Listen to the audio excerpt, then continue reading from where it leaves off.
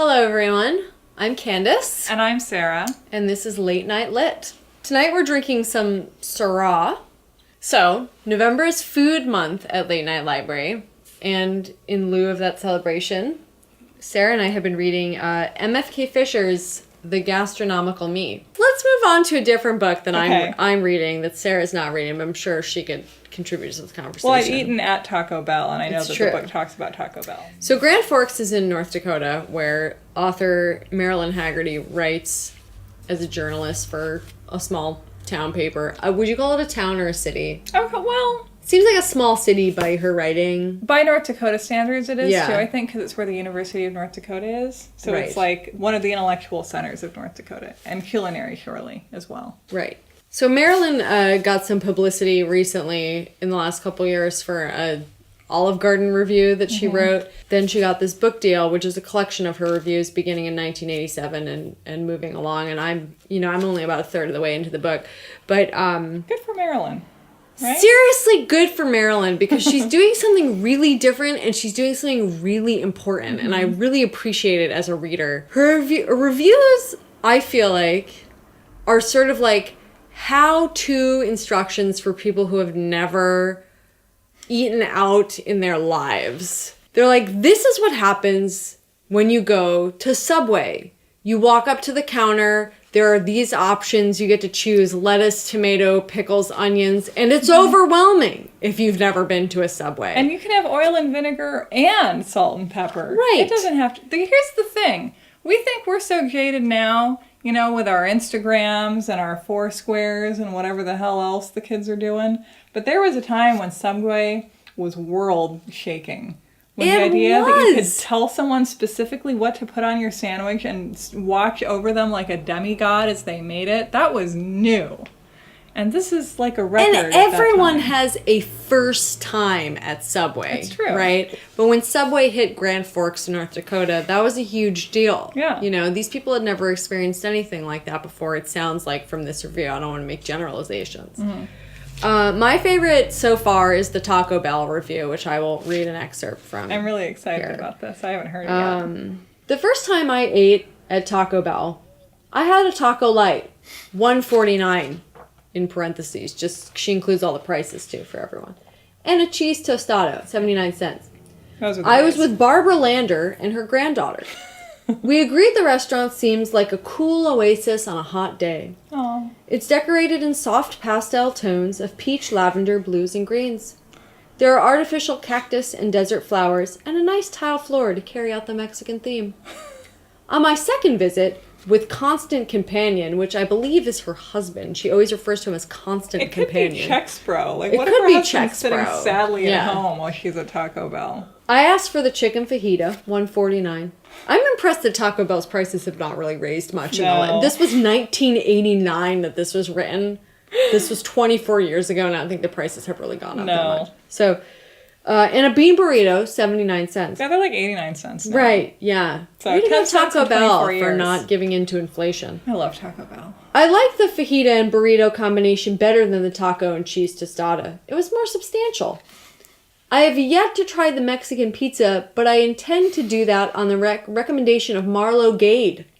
Well, She was Marlo says to do it. She was eating one the first time I stopped in Taco Bell, and she said it was great. Taco Bell will have a grand opening later on this month, when the drapes are installed. Oh.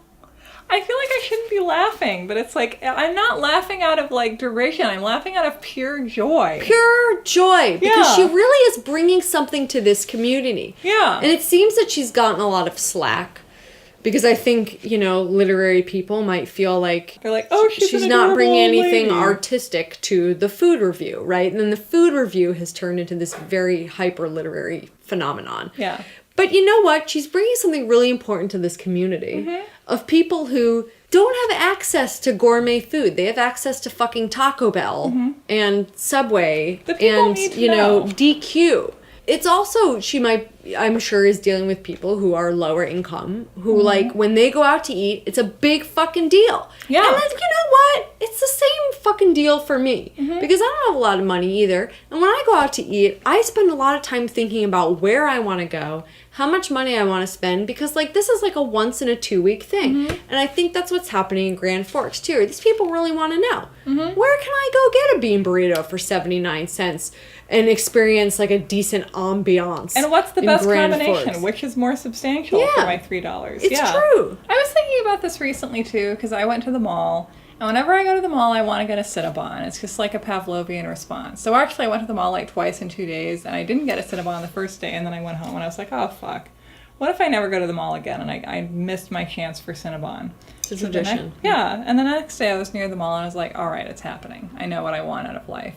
I mean, here's the thing. None of us will admit to it. We all kind of know what eating a Cinnabon is like. It's like this big, like just this glob of like icing and dough. It's very doughy. It's just like carbs and sugar and fat, and you just kind of eat it. You don't eat it slowly. Like the Cinnabon dictates how you eat it. You eat it fast, and you're like, and just sugar, and I guess you kind of get it on your hands, and it's this very like pornographic experience. And it's also like bludgeoning your body, where you're like, I'm gonna put so much sugar and starch and fat into you that you're just gonna not even know what happened. And that's a culinary experience. Like, we talk about food, like, the only real experiences are, like, eating a reduction of locally scavenged colt's foot from the Amtrak tracks and, you know, mixed with hazelnuts from Dundee over braised ham hock and lentil coulis or something. Like, that's the only culinary experience. And it is an experience. You're experiencing it. But you also experience Cinnabon. Like, I experience the shit out of Cinnabon. Yeah. And far more often than I experience other real food. Like, other cuisine, like, fancy food is like, that's part of some of our lives. Taco Bell is part of everyone's life. It's true. Taco Bell is like, it's like capitalism. You can ignore it, but it's not going away. What's wrong with writing about Taco Bell? Right. It's our life. No, it's important. We're Americans. We go to Taco Bell. Marilyn Hagerty is an American. Marilyn. Thank you, Marilyn. And thank you, Mary Frances. Yes. This is obviously very much about that sort of the fancy food, right? But she also, I mean, in here talks a lot about having people over who are used to fancy restaurants and just feeding them like crusty bread and sausage and them feeling so fulfilled and happy. I don't think that Taco Bell is exactly the modern equivalent of peasant fare, but it's not far off. I think that anytime someone else makes food for you, it is a luxurious experience. It is, yes. Even if it is just Taco Bell or Cinnabon. But it's still food Like, you're not making. You're not making it. You're being served. You know what I mean? And that's a luxurious experience for everyone. You know? Yeah. When I was a kid, it was a big deal to go to the mall with my friend Laura and split a cheese quesadilla from Taco Time for 74 cents that we would cut in half. And it was like 3 bites. But it was like, yeah, we're going out to eat. And quesadillas are amazing, right? It's like everything you need out of that And experience. like, I could make it at home, but it really was special to go to Yeah. the mall and eat that quesadilla. Which is part of that too. I think that food is all about care. And it's like when you purchase a meal, you're purchasing so many different experiences. Like if you buy a Cinnabon, you're buying the opportunity to sort of bludgeon yourself with like all of these, you know, calories and sugars and things. And if But you've also created a tradition. Yeah. You yeah. know? When I go to the mall, I want Cinnabon. And I want to sit in a massage chair and go skating, but that's because I go to Lloyd Center. And if you go to like a fancy place where you get like, you know, the reductions and the tiny courses and the, you know, the waiters who like look at you really seriously and they're like, I would recommend the morels paired with the, I don't even know. You know, you're buying the experience of being important. When you buy food, depending on where you buy it and what you get, I mean, you are purchasing it, which we want to ignore. I think we want to see it as like a moneyless transaction almost, where it's about the senses interacting with the world. But when you buy food, you're buying an experience of life. And you're choosing what experience you want to have. It's like picking what movie to go to or picking out a book to read. You're also being served. Yeah. Which is a huge deal. And in a good way. In both of these Not a books. you got served way. No.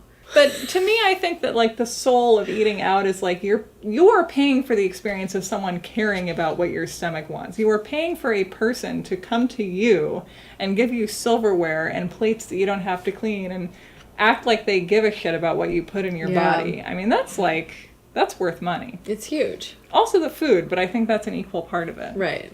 It's like when you get a manicure, like your nails look good after, but mainly you're buying the experience of like, you know, paying like $10 or $15 for someone to like stare at your hand for 20 minutes. Like it's the most important thing in their life. Someone putting all of their attention on you. Like, Yeah. That's what's really happening. It's really, I mean, this is like a charged way to put it, but it's like seeing a prostitute. In a way, yes. We all have our prostitutes, whether it's manicures or Taco Bell. Or hair, or getting our taxes done by a professional. Yeah. Like, there is no life without prostitutes. It's true. Of some this is kind actually or another. Prostitute Month at Late Night Library. We're just getting to it in a very roundabout way. The point is, these are both two, I mean, I haven't read this one, but from what you said, these are two very illuminating books about what food, what eating out, what food does in our lives. And yes, the role it plays in our lives and how important it is to us. Mm-hmm. And what our eating experiences say about us as people. And why we go out and why we cook and why we care about bread. And wine. And wine. Ding, ding. And I eat fancy food sometimes, not as often as I eat Cinnabon. I ate like this really amazing pasta in Seattle once that had like fiddlehead ferns and snails in it, and it tasted like the forest floor. And I was like, wow, I'm eating the forest floor. This is amazing. Ooh. Yeah, and that's like that's an experience you're buying.